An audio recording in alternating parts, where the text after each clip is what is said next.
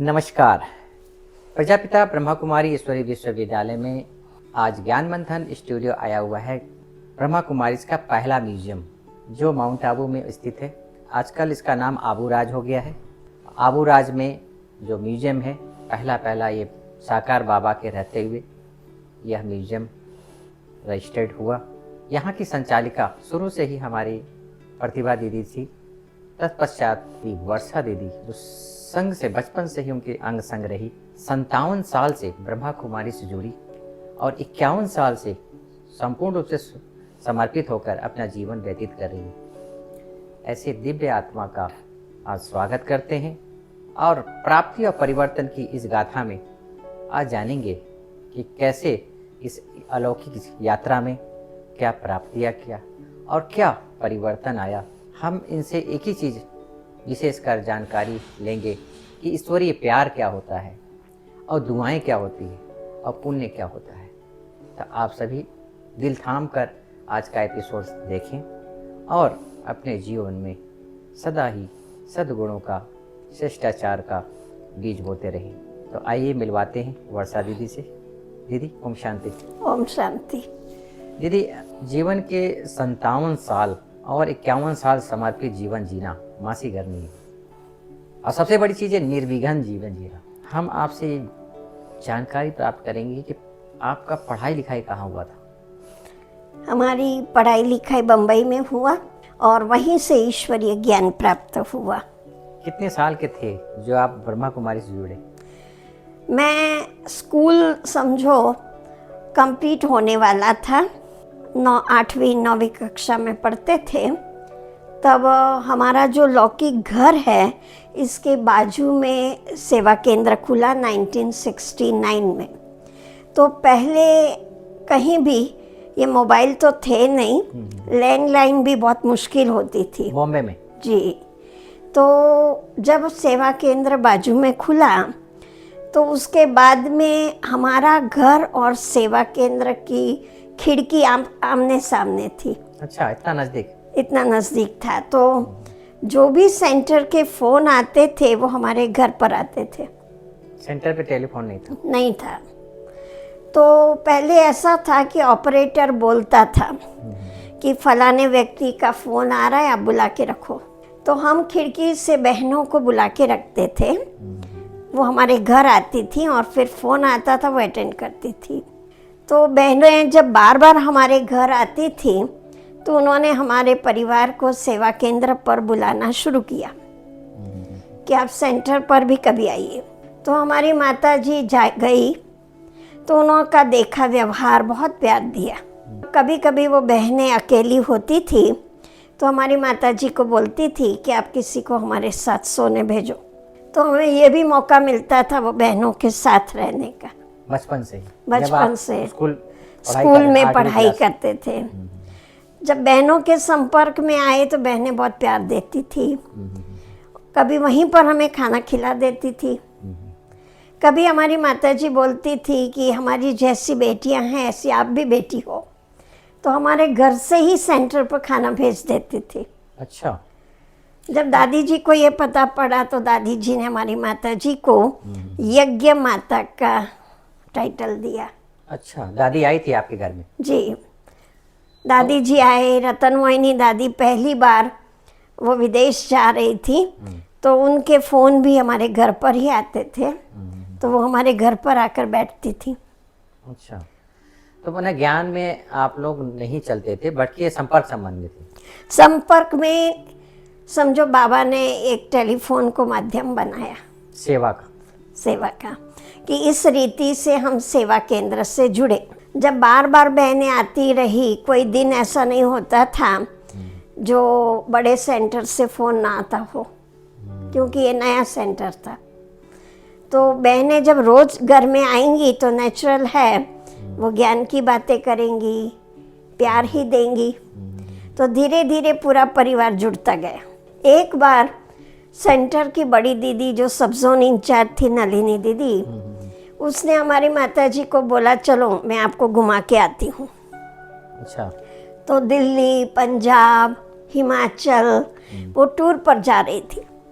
तो दीदी उनको साथ में लेके गई। हमारी माता जी को साथ में ले गई घुमाने के लिए। आप पढ़ाई कर रहे थे इसलिए आप नहीं गए? हम नहीं गए।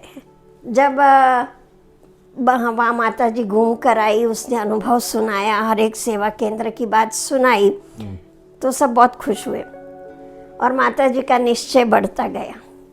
माता जी फिर रेगुलर जाने लगी सेंटर पर, बाजू में जो सेंटर बाजू में था, और हम भी फिर जाते रहे। कितने भाई बहन हैं आप? हम लोग उस समय 5 बहनें 1 भाई था। आप कितने नंबर में? 4th। में। सबकी शादी हो गई, आप बाबा के ज्ञान में आ गए? जी, 3 बहनें हैं, सेंटर पर समर्पित हैं हम लोग। 3 बहनें और एक समर्पित रूप से रह रही हैं? जी। कौन कौन है? एक अरुणा बहन है, सिरोही में है। वो आपकी बहन? जी। ओके। और प्रतिमा बहन है, वो पूना में है। वो सेकंड नंबर है? वो अरुणा बहन बड़ी, उसके बाद प्रतिमा बहन, फिर मैं। अच्छा, और चौथी? सबसे बड़ी और सबसे छोटी वो नहीं चले, अच्छा। क्योंकि सबसे बड़ी बहन की तो शादी हो चुकी थी, वो बाद में चली ज्ञान में। सबसे छोटी फिर पढ़ते हुए कॉलेज पढ़ी और फिर नहीं चल पाई, लेकिन सहयोग पूरा रहा, अभी भी काफ़ी सहयोगी है। अब भाई? सबसे छोटा है, ज्ञान में चलता है? नहीं, लेकिन हर रीति से सहयोगी है। नेचुरल है आपका जीवन देखकर, आप तीनों बहनों का जीवन देखकर उनका सहयोग तो होगा ही।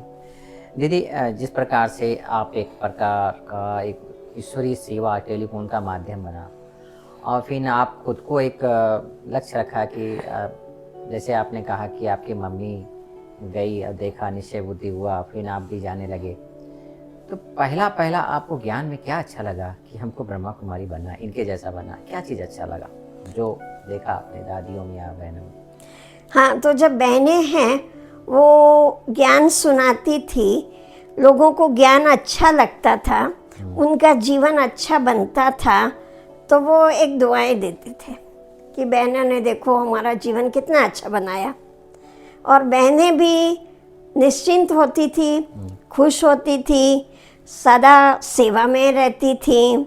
तो हमको लगा कि देखो कितना अच्छा जीवन है, इनकी सादगी होते हुए भी उनके चेहरे पर संपन्नता का भाव है। कुछ है नहीं, लेकिन चेहरा भरपूर है। बिल्कुल भरपूर। वो उस समय किसी से कुछ भी चाहते भी नहीं थे, मांगते भी नहीं थे। हम इतना करते हैं तो आप हमको इतना दो या सहयोग करो, ऐसी भावना नहीं थी। वो सबको सहयोग देते थे। मतलब आपने वो चीज़ देखा हाँ, कि दुआएं क्या होता है, पुण्य क्या होता है, सुकून भरा जीवन क्या होता है, वो आदान प्रदान आपने देखा, वो क्रिया आपने देखा, तब आपने निर्णय किया कि ये जीवन में हमें जाना है। इसकी एक बात थी कि मैं 73 में सेवा में आई थी यहाँ माउंट आबू में म्यूजियम में। फिर मैं घर गई तो बॉम्बे में एक भाषण प्रतियोगिता थी, तो उसमें मेरा फर्स्ट नंबर आया और मुझे गिफ्ट में दीवार की घड़ी प्राप्त हुई। मेरी इतनी अंदर से लगन पड़ी थी कि मैंने कहा ये घड़ी मुझे घर में नहीं लगानी है, अच्छा, मुझे वहीं लगानी है म्यूजियम में। मुझे सब समझाने लगे, अरे ये सेंटर भी तो बाबा का है, यहाँ लगा दो। मैंने कहा नहीं, मैं वहीं लगाऊंगी। म्यूजियम आई हुई थी? 73 में आई थी। फिर 74 में जब मैं आई तब तक मैंने संभाल के रखा घड़ी को। और जब 74 में आई, जब यहाँ घड़ी लगाकर देखा तो मुझे बहुत खुशी हुई, संतुष्टता हुई। तभी वो प्रतिभा बहन ने कहा अभी समय कम है, अभी पढ़ाई में या दूसरी बातों में वेस्ट करने का समय नहीं है, अभी आप ईश्वरीय सेवा में लग जाओ। तो मैंने कहा मैंने तो परीक्षा का इस कॉलेज का फॉर्म भर दिया है, तो इस साल तो मैं अपना ग्रेजुएशन कंप्लीट करना चाहती हूँ। प्रतिभा बहन ने दादी जी को बोला कि दादी अब इसको यहीं रख लो। छोटी आयु में ही आपको सिलेक्टेड हो गए बाबा की? हाँ, तो फिर दादी ने भी मुझे कहा कि देखो तुमको बाबा के घर में ऑफर हो रही है, इतना गोल्डन चांस मिल रहा है। तो हमने कहा यस। लेकिन मैं पढ़ने चली गई। फिर 75 में फिर छुट्टियों में आई तो प्रतिभा बहन ने कहा अरे अभी तो बिल्कुल समय नहीं है, क्योंकि 76 में विनाश होने वाला। विनाश होने वाला, वो इतना उनको दृढ़ था कि उसने मुझे यहीं रोक लिया। 1 साल में विनाश हो जाएगा, 1 साल तक कम से कम रह जाओ। हाँ, रह जाओ। और फिर जब मैं आई तो मुझे जाने नहीं दिया। मेरा रिजल्ट भी यहाँ ही आया और उन्होंने यहीं सेलिब्रेट किया। वाह, क्या बात। फिर जब 76 की स्टार्टिंग में बॉम्बे में भाईदास हॉल में फर्स्ट कॉन्फ्रेंस हुई, तो बहन जी वहीं से आ रहे थे, उसी सेंटर से, तो हम दोनों को बुलाया, हम लोग गए। तो बहन जी कहती है चलो जल्दी चले, नहीं तो रास्ते में विनाश हो जाएगा। प्रोग्राम होने के बाद जी, तो हम लोग तुरंत कहीं घर पर भी नहीं गए, प्रोग्राम खत्म हुआ और सीधा यहाँ चले आए। अच्छा, अपने लौकिक घर भी नहीं गए? नहीं गए, बोला विनाश हो जाएगा। लेकिन इससे फायदा हुआ, इतने लंबे काल में हम मैच्योर भी हो गए, मनस्थिति भी ठीक हो गई, मजबूत हो गई, ज्ञान की परिपक्वता आई, ज्ञान की गहराई आई, दूसरों को सेवा करने की जो इंटरनल मैच्योरिटी चाहिए वो भी आ गई। दीदी, कितने साल आप प्रतिभा दीदी के साथ रहे? 47 ईयर। मैं 75 में आई और प्रतिभा दीदी ने शरीर छोड़ा 2022 में। ओके। तो उनके अंदर में कौन से ऐसे विशेष गुण था जो आप अपने जीवन में अप्लाई कर रही हो अभी? वो मैं अभी भी वही याद करती हूँ। वो लौकिक में भी पहले टीचर थी। अच्छा। तो यहाँ आकर के वो एक बेस्ट स्टूडेंट थी। अच्छा। उनको योग का और ज्ञान का इतना इंटरेस्ट था और कोई बातों में इतना नहीं था। योग की बात हो, पूरी रात भी योग में बैठती थी। अच्छा। और सुंदर सुंदर गीत बजाती थी। उसके साथ हमने भी योग का महत्व समझा। पहले बचपन में प्यार से ज्ञान में तो चले, लेकिन योग का जो आनंद है वो हमने उनसे सीखा। झुटका नहीं आते थे? नहीं, बिल्कुल नहीं। वो तो बहुत लगन वाली आत्मा थी। पुराने पुराने गीत बजाती थी, कभी हमको कमेंट्री से योग कराती थी। इतना था, कभी दूसरे स्थान से भी लोग यहाँ योग करने आते थे। और आबू के बना कर रखते थे। माउंट आबू के लोकल लोग भी यहाँ आते थे योग करने। अच्छा, वाह। और फिर वो सुबह 4 से 5 से 6 मुरली सुनाती थी यहीं पर। माने यहाँ मुरली क्लास भी चलता था? पहले चलता था, फिर धीरे धीरे ये ओम शांति भवन बना, तो फिर वहीं क्लास को शिफ्ट कर दिया। सब वहीं जाने लगे? वहीं जाने लगे। तो आबू वाले यहीं आते थे? यहीं आते थे। तो उनको भी बहुत लगन। अभी भी कई स्टूडेंट्स हैं उस समय के जो याद करते हैं। आप दीदी बता रही थी कि यहाँ जो म्यूजियम बना है, इस म्यूजियम में बाप दादा भी आए हुए हैं। जी, इसकी बहुत एक कहानी है जो दादी जी हमेशा बड़ी खुशी से सुनाते थे कि 1967-68 में अभी जो म्यूजियम है उसके सामने बाप दादा ने प्रदर्शनी करवाई थी। वहाँ बड़ी दादियाँ, बड़े भाई सब म्यूजियम वो प्रदर्शनी समझाने आते थे यहाँ के पब्लिक को, टूरिस्ट को। और बाप दादा रोज शाम को चक्कर लगाते थे। ब्रह्मा साकार बाबा। तो जब ये प्रदर्शनी का समय पूरा हो गया तो बाबा ने कहा कि यहाँ टाउन में परमानेंट प्रदर्शनी हो और टूरिस्ट की सेवा हो, ऐसी कोई जगह ढूंढो। तो रमेश भाई और दादियाँ वगैरह बहुत जगह देखते थे, उनमें से उनको ये जगह पसंद आई। बूंदी के राजा का था ये बूंदी स्टेट के राजा का बूंदी हाउस था। उन्होंने एक होटल को दिया हुआ था। वो होटल वाला भी खाली कर रहा था क्योंकि उस समय माउंट आबू इतना पॉपुलर तो था नहीं, लोग आते जाते नहीं थे, कम टूरिस्ट आते थे। तो जब बाबा को ये बात बताई तो बाबा बहुत खुशी से बोला ये ले लो। तो ये प्रोसीजर चलता रहा और लास्ट में 1969 जनवरी में ये इसका एग्रीमेंट हुआ और 18 जनवरी इसकी रजिस्ट्री हुई। मतलब जिस दिन बाबा शरीर छोड़े उसी दिन रजिस्ट्री भी हो गई। रजिस्ट्री हुई। शाम को 4 बजे रमेश भाई ने बाबा को फ़ोन किया कि बाबा इसकी रजिस्ट्री हो गई है। बाबा ने कहा बच्चे आके टोली खाओ, बस ये शब्द कहे लास्ट। तो रमेश भाई पांडव भवन के पीछे बढ़ के झाड़ तक पहुंचे थे, क्योंकि इसका ऑनर अहमदाबाद में थे। तो अहमदाबाद से, हाँ, तो अहमदाबाद से यहाँ आने में 4-5 घंटे तो लगते ही हैं। जब बढ़ के झाड़ के पास पहुंचे, पता पड़ा बाबा व्यक्त हो गए। उसके बाद ये 3 महीने में दादी जी और निर्भय भाई ने मिलकर ये म्यूजियम कंप्लीट किया। उसको बनवाया अच्छी तरह से पूरा। वो वही राजा की कोठी है, उसमें कुछ नहीं किया, केवल म्यूजियम सेट किया।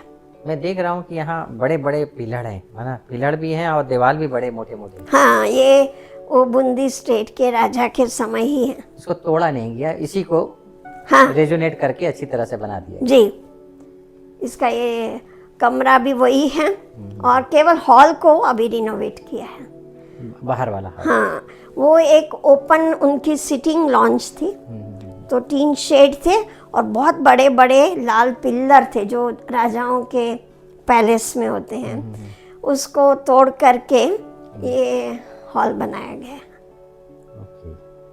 तो जब 3 मास में म्यूजियम कंप्लीट हुआ तो 69 अप्रैल मास में अव्यक्त बाप दादा म्यूजियम के पहले कमरे में आए। आगे वाला जो बना हुआ फर्स्ट रूम है। निर्भय भाई कहते थे 8-10 लोग आते होंगे उसमें, ज्यादा तो है नहीं जगह बैठने का। नहीं, बहुत है। आगे वाले में पहला कमरा है ना, वो हॉल जैसा है। हाल, अच्छा, हाँ वो। तो उस समय आते भी कम थे बाबा के बच्चे, क्योंकि ज्यादा हो जाता था, फिर रघुनाथ मंदिर में वहाँ पर रखते थे धर्मशाला में, और म्यूजियम में भी रोकते थे। सारे जो म्यूजियम के कमरे हैं ना, उसमें सो जाते थे। ऊपर वाला जो इधर सब जगह, हाँ। दिन को उठा लेते थे बिस्तर, रात को सो जाते थे।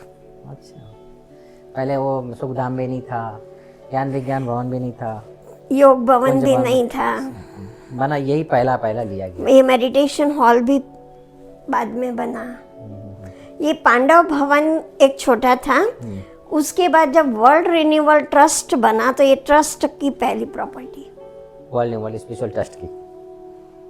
हाँ, ये गवर्नमेंट से कनेक्टेड है ये। जी। उसके ये ट्रस्टी थे दादी जी, निर्भय भाई, रमेश भाई आदि। तो ये पहली प्रॉपर्टी ट्रस्ट की खरीदी।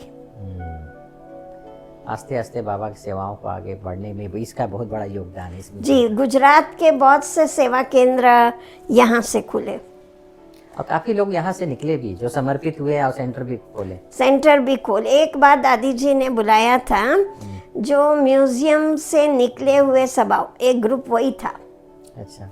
और जो सेंटर खोले हैं, तो बहुत सेंटर खुले, विदेश के भी बहुत सेंटर खुले। गीता बहन, तुलसी भाई, और कौन बता रहे थे? बीना बहन, अकाउंट वाले सब यहीं से निकले। जी, बहुत टीचर्स हैं अभी भी कई बहनें आती हैं, बहुत प्यार से मिलती हैं कि हमारा बर्थ प्लेस है ये। यहीं से ज्ञान उनका वो सुनने में, वो कान में गया। अभी भी नीचे बहन एक आई है भट्टी में, आगरा से, वो प्यार से आती है और सहयोग करती है कि मेरा ये बर्थ प्लेस है। एक प्रकार से कहते हैं ना कि जिसका जन्म स्थान होता है ना, वो भूलता नहीं है, चाहे लौकिक हो या अलौकिक हो। वो लोग यहाँ देखते हैं, यहाँ से एड्रेस ले लेते हैं, फिर सेंटर पर कांटेक्ट करते हैं। अभी तो समझो हर डिस्ट्रिक्ट में अपना हो गया है सेंटर। उस समय इतने सेंटर नहीं थे, तो लोगों ने बहुत सेंटर खोले ज्ञान प्राप्त करके। हाँ, वो कईयों ने अपनी जमीन दिया, वहाँ सेंटर बनाया, बहनों को इनवाइट किया। पहले ये कायदा होता था कि जो भी सेंटर खोलता है वो 1 साल तक खुद चलाएगा। अगर रजिस्ट्री वगैरह हो जाए तो आश्रम खुद अपना हैंड ओवर कर लेगी, अपना चलाने का क्षमता हो जाएगी। दीदी, जैसे कि आप जब समर्पित हो गई, आप तो माँ बाप आपको पीछे से नहीं किया कि ये इसमें जाना नहीं है, क्योंकि वो माता जी तो थी, पापा की तरफ से या भाई की तरफ से नहीं, ऐसा कुछ नहीं हुआ। ऑब्जेक्शन? नहीं, उन लोगों ने देखा कि इन लोगों का पूरा झुकाव ही उस तरफ है। अच्छा, माना पूरा परिवार ही ज्ञान में आ गया, इसलिए कोई बाहर से दिक्कत नहीं हुई। लेकिन हाँ, वो भाई है, वो थोड़ा पढ़ाई में रहा तो नहीं चला ज्ञान में। लेकिन उसने देखा कि इनों का इंटरेस्ट ही है, इसीलिए कोई ऑब्जेक्शन नहीं किया। नहीं, वो समझ रहे थे कि अगर वो दूसरी लाइफ का जाएंगे तो सेटल नहीं होंगे, क्योंकि बहनों के साथ हमारा इतना ओत प्रोत हो गया था। कहीं भी बहनें जाती थी सेवा में तो हमको साथ ले जाती थी, क्योंकि कोई भी साथ चाहिए, कोई तो साथ चाहिए, सही बात है। तो वो हमको साथ ले जाते थे। और सेंटर पर भी टर्न बाय टर्न हम लोग जाके रहते थे। दीदी, एक चीज़ हम आपसे, बहुत गहरा पॉइंट है ये, कि कहते हैं कि इस ज्ञान मार्ग में चलना है तो अपना गुप्त पुरुषार्थ। आप 47 साल दीदी, प्रतिभा दीदी के साथ रही, आपके मन में किसी प्रकार का कोई संकल्प ऐसा नहीं चला कि कुछ हम अलग से करें, सेंटर बनाएं, या चलिए दीदी जैसी है ठीक है, मैं दीदी के साथ रहेंगे, ऐसा ही रहा? ऐसा ही रहा, क्योंकि बचपन से मैं उनके कारण ही आई, उनके प्यार में आई। हमने जो कुछ सीखा उन्हीं से सीखा, और उन्होंने हमको एक माँ की तरह प्यार दिया, बहन की तरह साथ रखा। कभी डांटी नहीं मारी? माने कोई गलती होते थे तो जोर से बताते थे, लेकिन हमने कभी उसको गलत नहीं लिया। ये हमारे अपने सुधारने के लिए हाँ, कि मुझे सिखा रहे, इस भाव से आपने। लेकिन मैंने देखा ये बोल भी रहे हैं, लेकिन उनकी भावना मुझे सेट करने की, आगे बढ़ाने की, सिखाने की है। उन्होंने हर बात में मुझे साथ रखा। मुझे याद आता है कि जब बहन जी ने शरीर छोड़ा तो मुझे अंदर से दुख तो था ही, लेकिन पहला संकल्प ये था कि मैं बड़ों के आगे आज तक कभी अकेली नहीं गई। दीदी साथ में थी तो ताकत, मैं पीछे थी, वो आगे थे। कभी किसी ने भी, बड़ों ने मुझे अकेला उनके पास नहीं देखा। तो मैं कैसे जाऊंगी, कैसे बात करूंगी? लेकिन बड़ों ने बहुत संभाला, हिम्मत दी, कहा नहीं, प्रतिभा नहीं है, हम तो है ना, प्रतिभा नहीं गई है, किसने कहा चली गई है, वो अभी भी तुम्हारे साथ है। ऐसे वरना वो ताकत मिला कि एक प्रकार से मैं भी कर सकती हूँ, वो बाद में। तब तक हमने अपने बलबूते पर कुछ नहीं किया था। एटलीस्ट मैं बताऊं कि मैं लौकिक घर भी इतने साल में एक दिन भी अकेली नहीं गई हूँ। दीदी के साथ जाते थे, वो हमारे साथ चलती थी लौकिक घर में, और रहना होता था तो वो भी रहती थी, साथ में ही आते थे, रुकते नहीं थे। रुकते नहीं। एक दिन उन्होंने भी मुझे कभी अकेला घर में नहीं देखा, उनके साथ ही देखा। इसके कारण बहन जी को भी वो अपने घर का मेंबर मानते रहे, जैसे आप हो ऐसे ये हैं। तो जब बहन जी ने शरीर छोड़ा तो उनको बहुत दुख हुआ। मुझे संकल्प नहीं चला, इतना उन्हों को चला कि बहन जी नहीं है तभी क्या होगा। नेचुरल है। जब यज्ञ में भी कहा जाता था कि दादी प्रकाश मणि जी जब तक रहेंगी तब तक यज्ञ चलता रहेगा और तब तक विनाश नहीं होगा, दादी जाने के बाद विनाश हो जाएगा। लेकिन दादी गए हुए कितने साल हो गए, 2007 में, और अभी तक कारवां चल रहा है और आगे भी चलती रहेगी। ये ड्रामा में बना हुआ है, किसी को रोक नहीं सकता। पापा भी कहता थे पहली दीपावली है, उसके बाद दीपावली आएगी नहीं। आज 90 साल हो गए, इसीलिए तो ड्रामा है। तो और दूसरा कि सबको पता था बहुत सी बातें, इतना साल रहते हैं संगठन में तो कोई बात ही ना आवे ऐसा तो नहीं होता था। बातें तो क्यों नहीं आई, बहुत बातें आई, लेकिन उन्होंने हमेशा मेरी छत्र छाया बनकर रही, मेरी ढाल बनकर रही, कि जो डायरेक्ट मेरे पर वो होना चाहिए वो नहीं हुआ। एक सेफ जोन में थी आप जी, क्योंकि आज्ञाकारी थी और दीदी की दुआओं से चलते रही। हाँ, तो अभी भी उन्होंने हमको यही सिखाया है कि अपनी सेवा जो बाबा ने दी है उसी को शांतिपूर्वक करते चलो। जो मिला, जितना मिला, इसके संकल्प नहीं चलाओ। बाबा ने दिया हुआ है, बाबा बैठा है।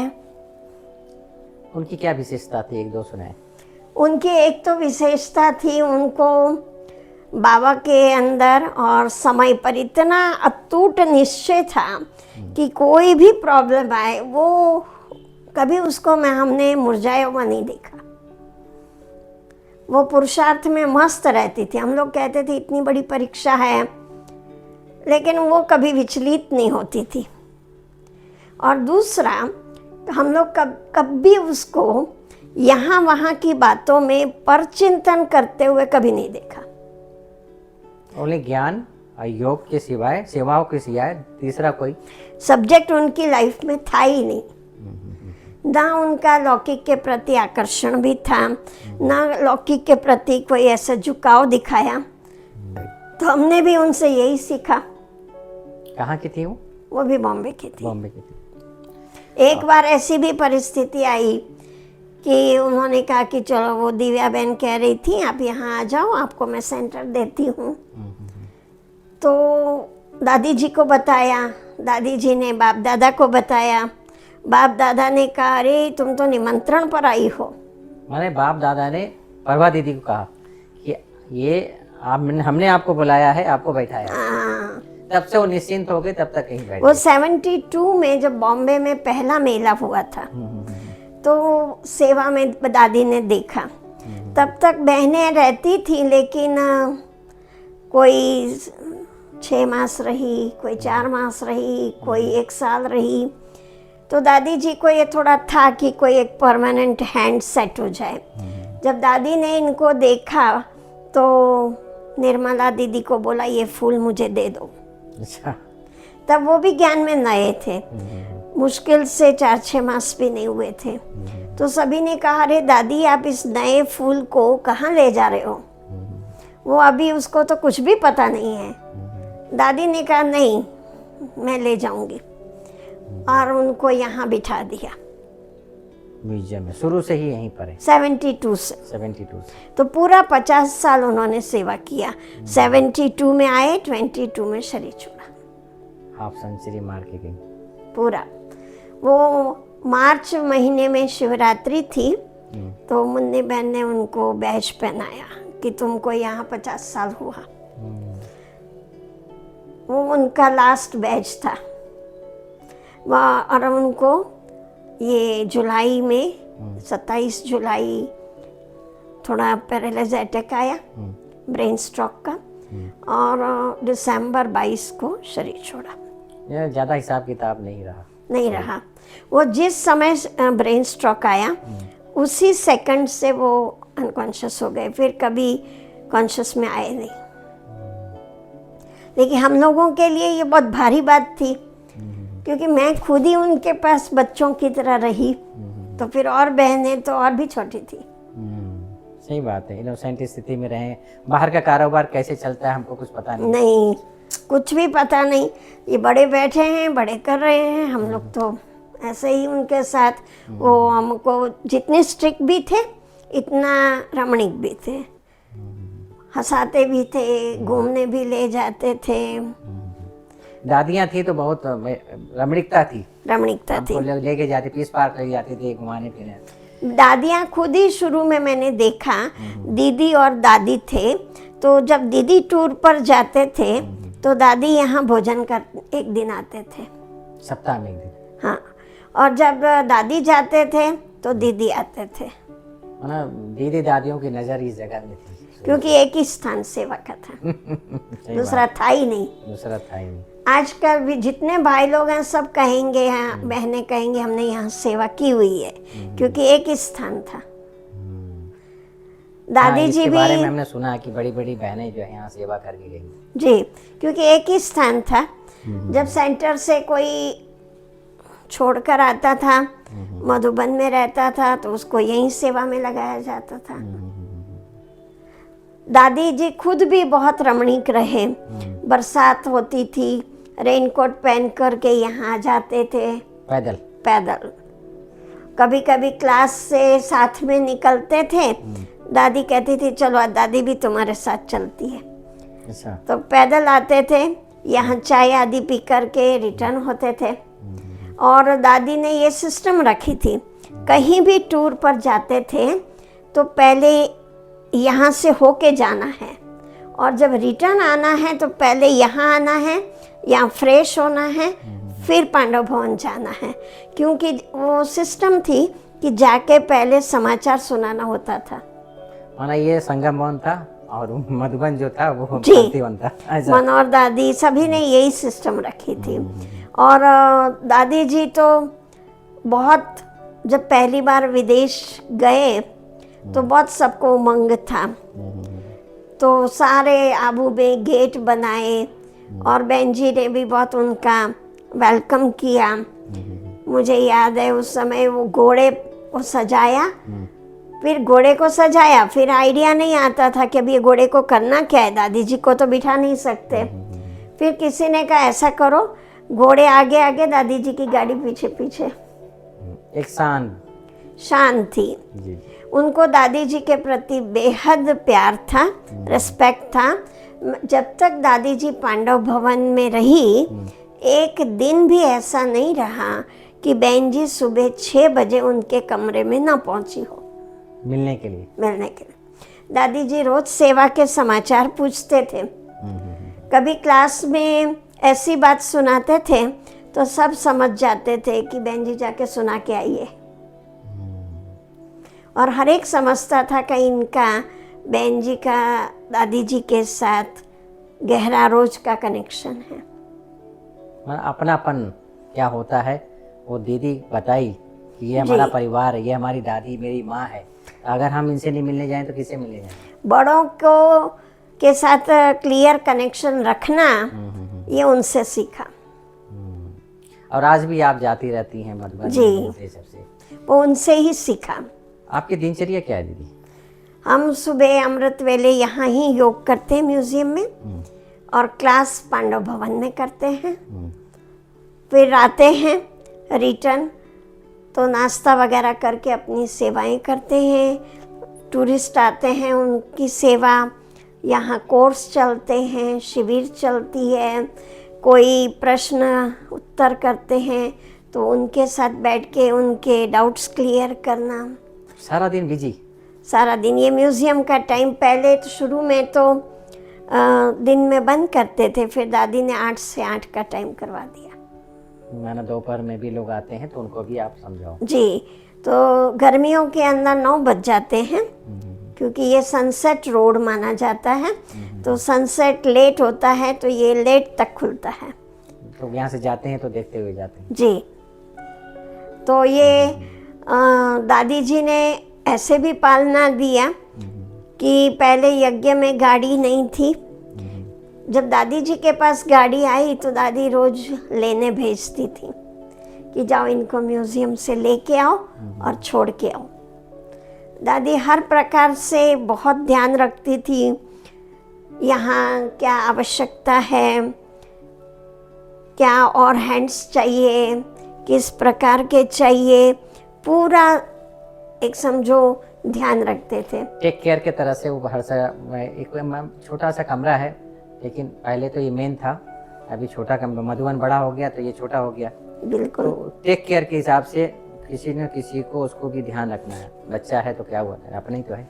ये गार्डन है ना, वो पहले यज्ञ का मधुबन का सबसे बड़ी जगह थी। अच्छा। इंटरनेशनल कॉन्फ्रेंस भी इसी गार्डन में होती थी। पहला जो हुआ था रमेश जगदीश भाई, एक धर्म सम्मेलन हुआ, वो भी यहाँ हुआ गार्डन में। और बच्चों का जो देव भवन जो है वो खरीदा नहीं गया था, वो था नहीं, वो पहाड़ी थी उस समय, था नहीं, लिया नहीं गया था, बाद में। और ये जो बच्चों का कार्यक्रम शुरू हुआ वो म्यूजियम के एनुअल डे के निमित्त से शुरू हुआ। अच्छा। 15 मई यहाँ का एनुअल डे माना जाता है ऑफिशियली। उस समय के मुख्यमंत्री ने उद्घाटन किया था 69 में। तो तब से फिर धीरे धीरे हर साल मनाते थे। माना ब्रह्मा कुमारीज में ब्रह्मा बाबा जाने के बाद पहला जो है वहाँ के राजस्थान के चीफ मिनिस्टर यहाँ आए, इसका उद्घाटन किया। बहुत बड़ी सेवा हुई होगी। हाँ, और उसी दिन से स्टूडेंट्स बनना शुरू हुआ। तो हर साल दादी जी इसका बर्थडे एनिवर्सरी मनाते थे। फिर बच्चों का कार्यक्रम, बच्चे आते थे यहाँ प्रोग्राम करते थे, तो बच्चों का कार्यक्रम यहीं से शुरू हुआ। फिर बाल भवन बना, बाल विद्यान वगैरह वो सब वहाँ वो बाद में बना। यहीं पर सारी एक्टिविटी, अभी भी बहुत सी बहनें हैं जो कहती हैं हम बच्चों के प्रोग्राम से निकले हुए हैं। वो छोटे थे, हम यहाँ आते थे, बच्चों का प्रोग्राम करते थे और उनसे अभी टीचर बनी हैं, सेंटर संभाल रही हैं। सेंटर संभाल रही। वो जब भी आती हैं तो कहती हैं यही पहले मेन स्टेज था, मेरा जन्म स्थान, या कहेंगे हॉलीडे एक प्रकार से हमारा। दादी जी भी कहते थे, अभी भी हमारे पास बहुत से फोटोग्राफ्स हैं जिसमें दादी जी वगैरह यही भाषण कर रहे हैं। अच्छा, जगदीश कॉन्फ्रेंस भाई पहले ही होती थी। सम्मेलन जो भी आप है। जो बस आप ये जो बता रहे हैं कॉन्फ्रेंस, इस शायद 60 या 70 के आसपास की बात बता रहे हैं। मैं तो यहाँ 75 में आई, उसके बाद भी यही क्रम चला। अच्छा, क्योंकि ओम शांति भवन बना 83 में, 83 में, हाँ। तब तक ये फॉरेनर्स की पिकनिक भी यहीं होती थी। दीदी दादी आते थे, उनको गेम्स कराते थे। अभी भी पुराने विदेशी भाई बहनें कहते हैं हमारा ये यादगार स्थल है कि हम दीदी दादी के साथ आते थे और पिकनिक करते थे। और पीस पार्क बाद में लिया गया। जी, वो बाद में लिया गया, वो तो काफ़ी बाद में। तब पीस पार्क था नहीं, ऐसे खुली जगह थी और वहाँ पिकनिक करने दूर आउट की तरह जाते थे और फिर लिया गया। दीदी, जैसे दीदी जाने के बाद पढ़ते हुए दीदी चली गई, अभी कोई आपको परिस्थितियाँ आती हैं, विघ्न आती हैं किसी प्रकार से भी, चाहे आज का रेजुनेट करना हो, धन की सेवा हो, या मन में कोई किसी प्रकार का उलझन हो, परिस्थितियाँ जिसको कहते हैं, आप उसको समाधान कैसे करते हैं? ये मेरा एक अच्छा साइड है कि बड़े सभी सहयोगी हैं। किसी के आगे भी कुछ भी बोलो, किसी चीज़ की मना नहीं, और कुछ भी प्रॉब्लम आती है तो बड़े कहते हैं आप हमारा नाम ले लो। मन से भी हो, स्थूल से भी क्लीन और क्लियर है। चाहे फाइनेंशियली सपोर्ट हो तो अकाउंट डिपार्टमेंट भी आज तक कुछ भी मना नहीं किया, और बड़े तो सदा ही जब भी बोलो कभी ना शब्द है ही नहीं। दीदी, जैसे कि भक्ति मार्ग में कहते हैं कि तुम ही हो माता पिता, सबसे अच्छा बाबा के साथ आप कौन सा संबंध लाइक करती हो?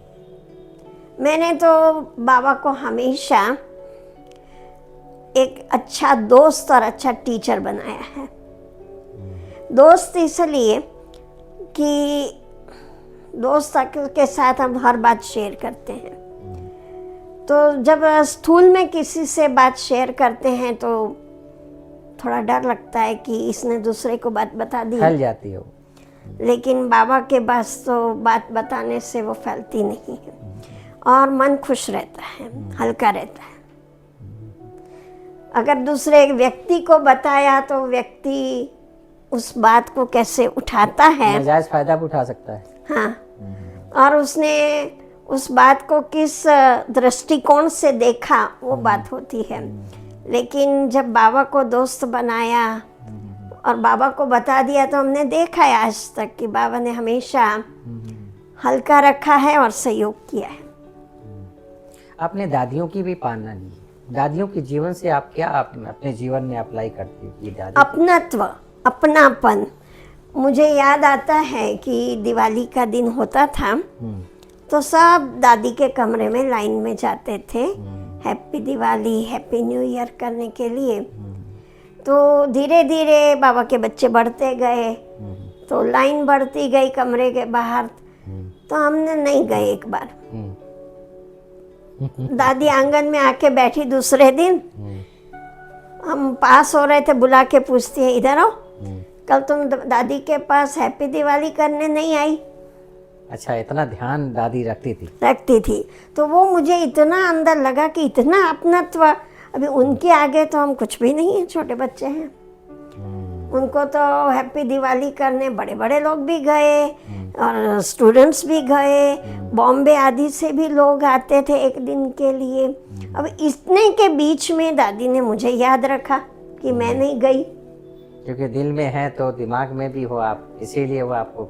एक बार राखी का दिन था तो हम लोग दादी खुद राखी बांधते थे, तो हम सेवा में चले गए।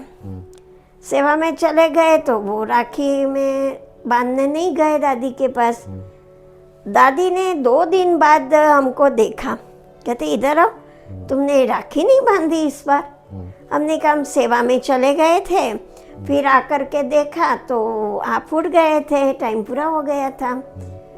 दादी ने उसी समय मुन्नी बहन को बोल के राखी तिलक मंगवाया और आंगन के बीच में बांधा। क्या बात, तो इसको कहते हैं अपनापन। अपनापन। तो ये हमने सीखा कि जब किसी को हम अपनापन देते हैं तो उनको ये ज्ञान देने की ज़रूरत नहीं रहती है कि तुम हमसे ईमानदार रहो, वफादार रहो। फैमिली के हो जाते हैं ना, फिर फैमिली के हो जाते हैं, उनको नेचुरली होता है कि ये मेरे हैं, ये अपने हैं। हमने दादी के लिए यही सोचा कि दादी हमारी है, और वो दादी भी समझती थी हमारी हैं, तो आपने भी, मतलब दोनों फ्रिक्वेंसी मैच हो और बहन जी को दादी जी बॉम्बे से लेकर आए थे, उन्होंने ही सेट किया था, तो उनको लगता था कि नहीं, इनका ध्यान हमें ही रखना है। सही बात। और दादी जी को एक दूसरी बात विशेषता थी कि कोई कैसा भी व्यक्ति हो, मुझे उसको चलाना है। चाहे चलाए चाहे उड़ाए, मतलब कि ये नहीं है, रोकना नहीं है। हाँ, रोकना नहीं वो है। उसको जैसे कई होते हैं ना कि रिजेक्ट कर देते हैं, वो रिजेक्ट की भावना नहीं थी, चलाना है, चाहे छोटा हो चाहे बड़ा हो। जानती थी इसकी ये कमी है, लेकिन फिर भी ये नहीं होने देती थी कि मैं तुम्हारी कमी मुझे पता है या मेरे पास है, चलाती थी। हर कोई समझता था कि दादी अपनी है, क्योंकि भूल जाती थी, कमियों को देखती नहीं थी। मुझे लगा कि एक बार जब मैं नई नई आई थी तो बहन जी ने दादी को बोला कि दादी इसको यहाँ ही रखना है, तो बस इतना इशारा काफ़ी था। तो जब भी दादी आती थी तो मैं छोटी थी तो बहलाने के लिए कहती थी बैठो बैठो, लोग आते हैं क्या क्या पूछते हैं बताओ। आपसे पूछे। हाँ, लोग क्या पूछते हैं, फिर मैं बताती थी, फिर बोलते थे तुम क्या बताती हो, तो मैं आंसर देती थी, फिर दादी जी उसको और ठीक करती थी। अच्छा, वेरीफाई करती थी। वेरीफाई, ये ऐसे नहीं, ऐसे बताओ, ऐसे बताओ। मुझे याद है, मैं तो अभी ड्रेस ही पहनती थी, अभी तो पूरा पक्का भी नहीं था। तो बहन जी ने बोला कि नहीं दादी इसको यहीं रखेंगे। तो जब दादी मुरली पढ़ते थे तो एक बार मैं आगे बैठी थी तो कि इधर आओ इधर आओ, आज इधर बैठ के मुरली सुनो, अपने पास बिठा दिया। अच्छा, माना एक प्रकार से पारिवारिक क्या भाषा होती है। हाँ। आपने वो अनुभव किया, और दादी भी सबको अपना जैसा मानती थी, चलाती थी। ऐसा नहीं कि तो छोटी है क्या है, वो पूरी मुरली हमने बाजू में बैठ के सुनी। फिर दादी ओम शांति भवन मेडिटेशन हॉल में, फिर दादी ने बोला सबको, मैं म्यूजियम जाती हूँ ना तो ये टिकलू टिकलू करके बताती है लोग क्या पूछते हैं। अच्छा। एक बार छोटी थी तो इसलिए वो दादी ने उसी रूप से हमको पालना दी। तो दादी की विशेषता थी, जैसी आत्मा है उसको वैसे चलाते थे। बहन जी को भी इसी तरह ही पालना दी। मुझे याद है राखी के बाद जन्माष्टमी आती है, तो जैसी राखी ख़त्म होती है तो सारे मधुबन वाले समझ जाते थे कि अभी दादी रोज बहन जी को खड़ा करेगी कि प्रतिभा मिचनू आएगा ना, क्या झांकी बनाओगी बताओ, बनेगी ना झांकी। दादी इतना प्रोत्साहित करते थे, जो उमंग में बहन जी ने हर साल वैरायटी झांकियाँ बनाई। यहाँ जब दुर्गा की झांकी होती थी, जन्माष्टमी की, कृष्ण का गौ बाल वगैरह, तो कितने साल चला यहाँ पर? बहुत साल चला, जब से म्यूजियम बना। फिर दादी जी 2007 में गए, उसके बाद एक बार बना है, 2007 से बंद है। 2007 माना 20 साल हो गए, 30 साल।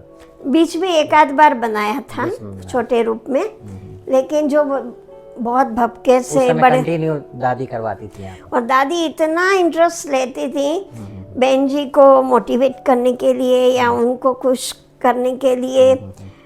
अरे इतनी अच्छी झांकी बनी है, मैं सबको, नीचे जाते थे मीटिंग होती थी कि सब जाके ऊपर देखो कितना अच्छा झांकी, बना हुआ है। भट्ठी होती थी कि जाओ जाओ म्यूजियम जाओ, और दादी कहती थी प्रतिभा तुम्हारी झांकी नंबर 1, और दादी 2 बार 3 बार देखती थी।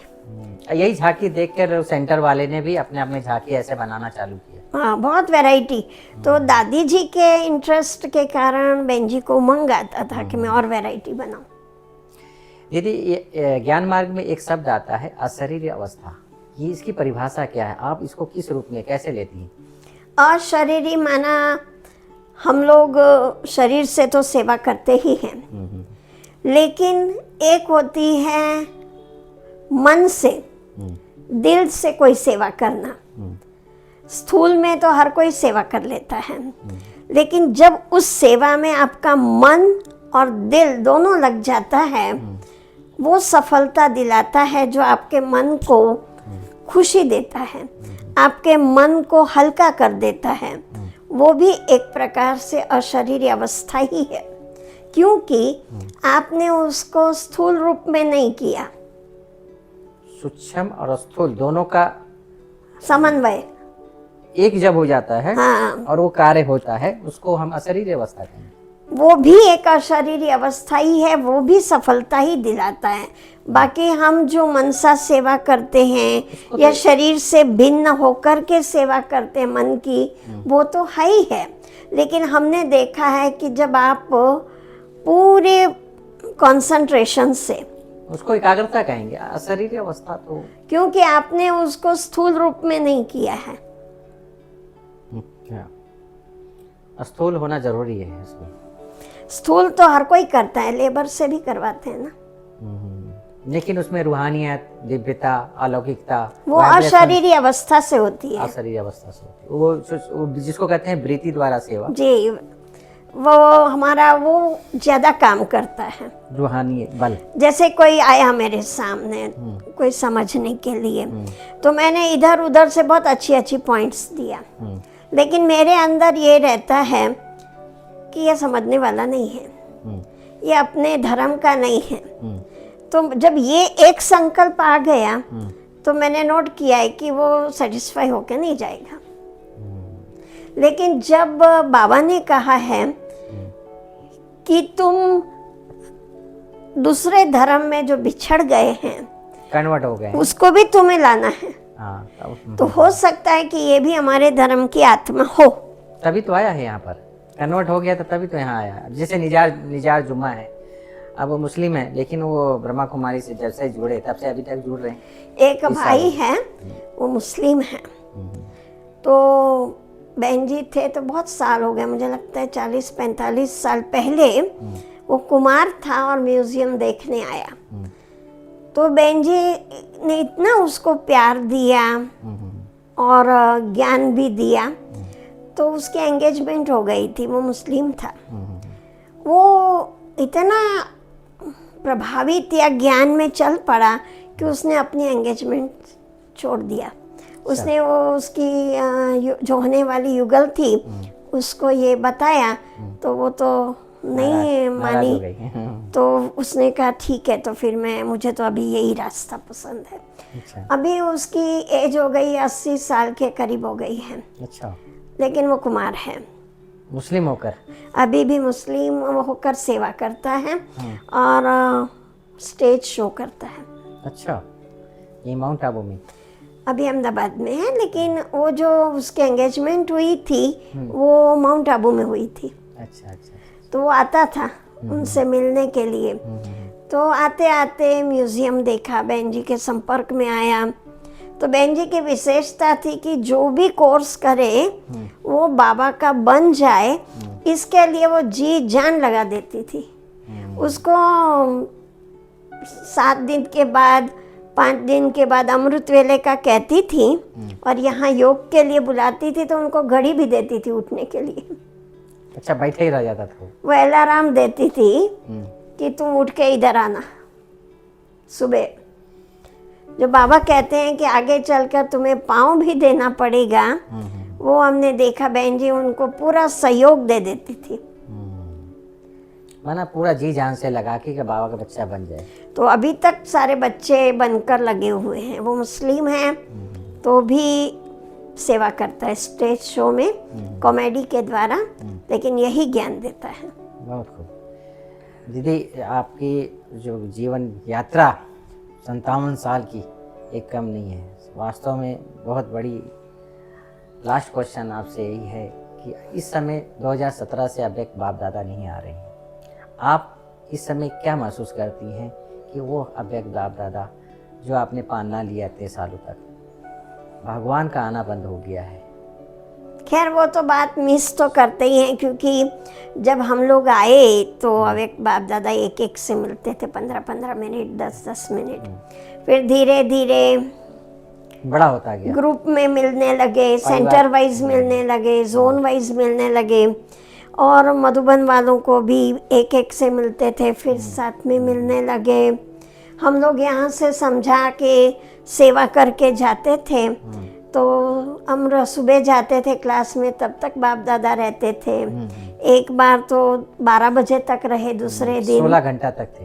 हाँ, तो बाबा कहते थे अच्छा सेवा करके आई हो, आओ टोली खाओ, डबल ट्रिपल टोली देते थे। वो सब मिस तो करते हैं, लेकिन अभी देखते हैं कि जैसे कि बाप दादा ने सारी जिम्मेवारी अपने ऊपर ले ली है, खुद हाथ में ले लिया है यज्ञ का। पहले बच्चों के द्वारा करवाया, अभी बाप दादा रियलाइज करा रहे हैं कि तुम्हारा अभी पढ़ाई पूरी हुई, अभी एग्ज़ाम का टाइम है, ट्यूशन का टाइम है, पढ़ाई का टाइम है, मैंने तो सब कुछ पढ़ा दिया। हाँ, तो ये मैंने भी महसूस किया दीदी, 2017 में लास्ट 18वां अध्याय था, ऐसा मुझे महसूस हो रहा था, क्योंकि 70 की वाणी में, 80 की वाणी में इतनी गहरे गहरे पॉइंट है।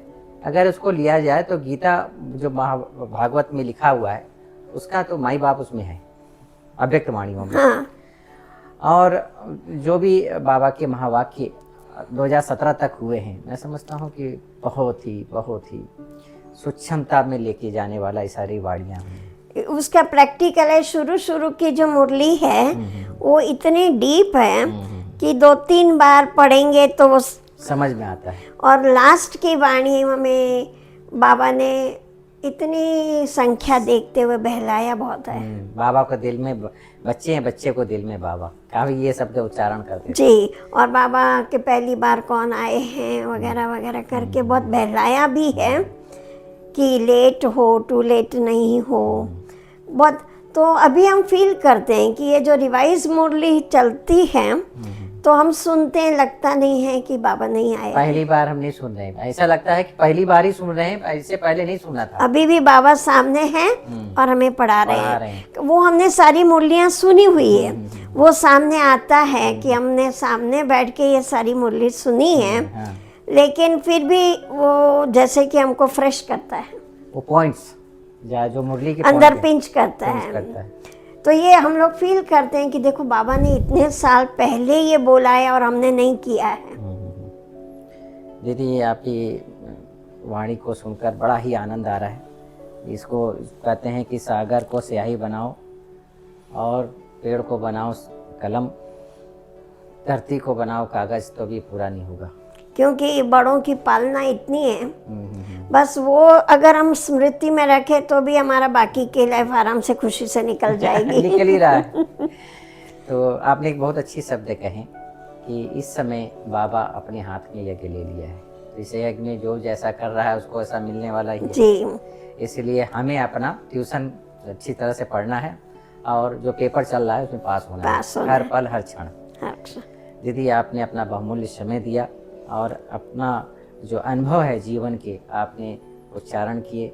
हमारे जो भी बाबा के बच्चे इसको देखेंगे देश विदेश में, काफ़ी आपकी इस वाणी से फ़ायदा लेंगे कि कैसे हम बाबा के ना रहते हुए भी हम उस दुआओं से, ज्ञान से, योग से अपने आप को कवच और कुंडल लेकर चल सकते हैं, सेफ रख सकते हैं, खुश रख सकते हैं। तो बहुत बहुत थैंक्स दीदी, और फिर ओम शांति। ओम शांति, ओम शांति दीदी। दोस्तों, आपने देखा कि कैसे कितनी सरल और कितनी उदार भाव से दीदी ने अपने जीवन की गाथा को सुनाया। जीवन में बहुत सारी परिस्थिति आती है, लेकिन कुछ ऐसी वरदानी आत्मा होती है, जो परिस्थितियाँ लगती नहीं हैं, बल्कि ऐसा लगता है जैसे हवा आया, झोंका आया, बादल आया, चला गया। ऐसे हमारी दीदी का जीवन में आया, परिस्थितियाँ इनके जीवन में आई नहीं, सदा लाड प्यार से पली और आज दिन तक दुआओं से चल रही हैं। और आगे भी जो इनका यात्रा है सुखद, आप सभी की ये इस एपिसोड में जो भी आपको लग रहा हो कि ये हमें ये चीज़ बहुत अच्छा लगा, उसको अपने जीवन में आत्मसात करें और आगे बढ़ें। फिर मिलते हैं एक नए व्यक्तित्व के साथ, एक नए समय पर। तब तक के लिए नमस्कार। ओम शांति। ओम शांति।